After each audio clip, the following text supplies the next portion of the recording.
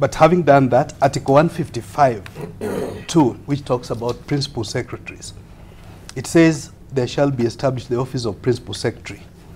And at sub-article 2, each state department shall be under the administration of a principal secretary.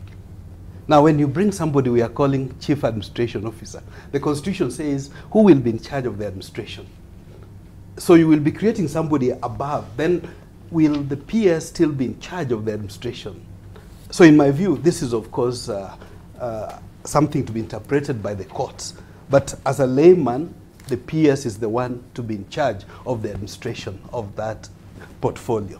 But having said that, rather than my colleagues who seem to be sugarcoating the matter of the appointments by the president, for me it's disastrous.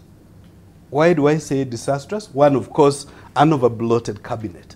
You know, we are in such a situation where Kenyans are struggling, are suffering. It's only the elite who don't seem to be getting this point.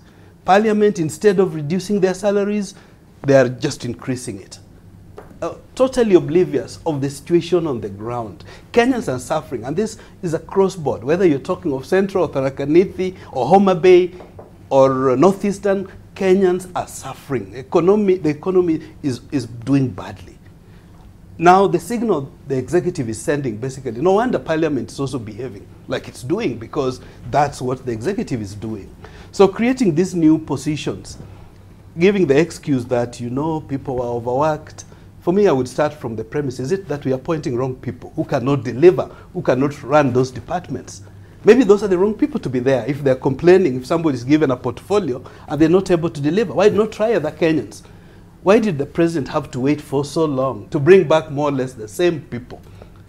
And talking from South Nyanza, my brother Tharaka-Nithi is one county. South Nyanza is two counties, Migori and Homa Bay County. We not only marginalized by NASA, but we also marginalized by Jubilee. There's no single appointment from South Nyanza here. You know, there are two appointments from Bondo, okay, Omamo and Tuju. Both are from Bondo.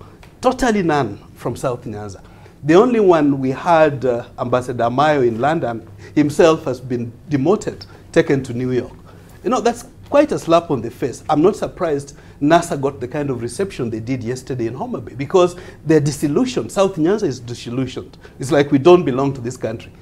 So to that extent, again, let me speak as it is. There's no bigger slap on the face of the Luos than reappointing Omamo, with due respect.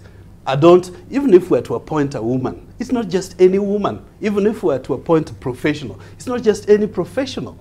Get people who can deliver. Merit should be the key word here. You think she was underperforming? Well, there's nothing I can pinpoint that's outstanding that she did in her portfolio.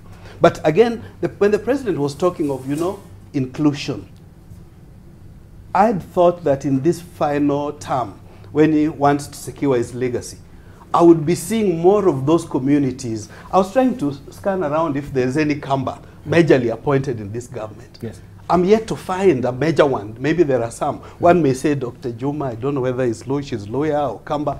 But, you know, the spouse is, you know who it is. So I think in all fairness, if the president meant what he was doing, and I've said on this platform before, there was a time that President Museveni never had more than 2 or 3 people from the Bahima community where he comes in his cabinet.